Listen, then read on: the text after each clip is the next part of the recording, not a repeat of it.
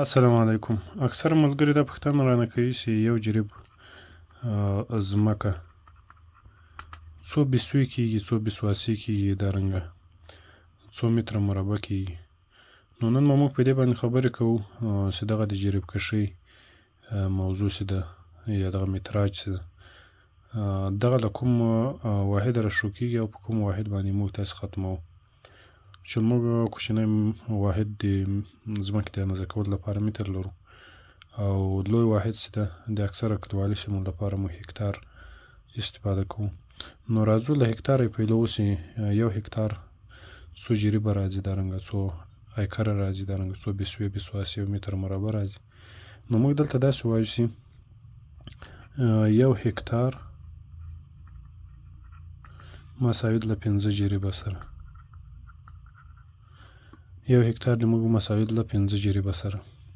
دغه هکتار سیستم یې زده کوو، هغې نه وروسته بیا جریب ته ځو. او دارنګه یو هکتار مساوي له 2.401 ایکره سره.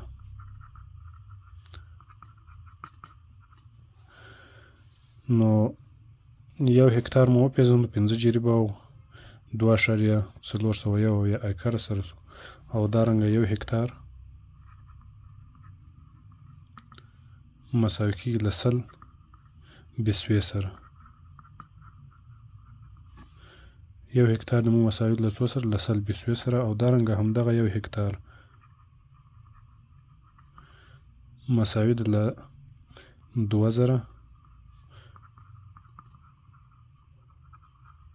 2000 بسواسي سره. نو اوس مو هکتار وپېژندل. دارنګه په اخر کې پوښتنه دا را پیدا کېږي چې په بسوې بسواسي دغو شیانو باندې خو مو وپېژندل، نو اوس یو هکتار مساوي له څو متره مربع سره. نو موږ دلته داسې وایو چې یو هکتار مساوي له 10,000 متر مربع سره.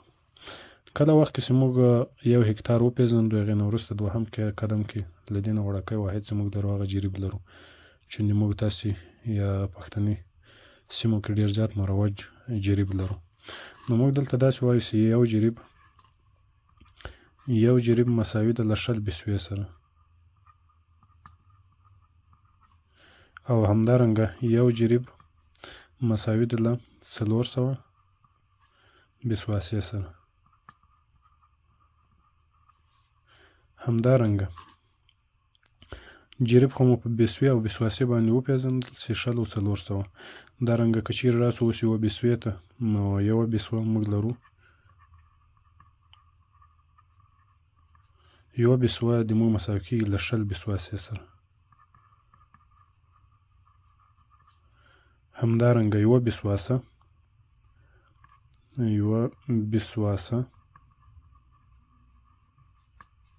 د موږ مساوي کېږي له 5 متره مربع سره. او همدارنګه یوه بسوه چې ده، یوه بسوه د موږ مساوي کېږي له 100 متره مربع سره. نو دارنګه موږ جریب په بسوې او بسواسي باندې هم وپېژندل. که اخري ته راسو چې مقصد موږ یو جریب څو متره مربع لرو، نو موږ وایو چې یو جریب مساوي ده له 2000 مترې مربع سره. اوس که چیرې دا په ټوله عرض باندې کو، نو یو جریب ځمکه که چیرې موږ ولرو او د هغې اوږدوالی 50 متره وي او عرض یې 40 متره وي، نو دغه ټوټه ځمکې موږ څو لرو؟ یو جریب لرو. دا ټوټه موږ یو جریب ده. دارنګه که چیرې راسو ښاري ځمکو ته، چې هغه موږ په نمره باندې لرو، نو عموما یوه نمره ځمکه د موږ 60 متره په 60 متره کې ده، چې دا مساوي کېږي له 400 متره مربع سره. اوس دلته که چیرې وګورو 400 متره مربع موږ یوه عادي نمره راغده. او دارنګه په عین حال کې موږ یوه بسوه 100 متره مربع لرو. یوه بسوه دلته موږ لرو 100 متره مربع سره. نو که چیرې نمره په بسوه باندې اړوو، نو 400 تقسیموو په څو باندې؟ په 100 متره مربع سره. متر مربع له دې سره خلاصېږي، 400 تقسیم په 100 مساوي له 4 سره. نو یوه نمره د موږ مساوي له 4 بسوې سره. او همدارنګه دغه یوه نمره ځمکه چې د موږ څلور بیسوي راغله. دا مساوي کېږي له څو بیسواسې سره. چون موږ یوه بیسواسه مساوي کېږي له 15 متره مربع سره او یوه نمره زما که د موږ مساوي کېدل له 400 متره مربع سره.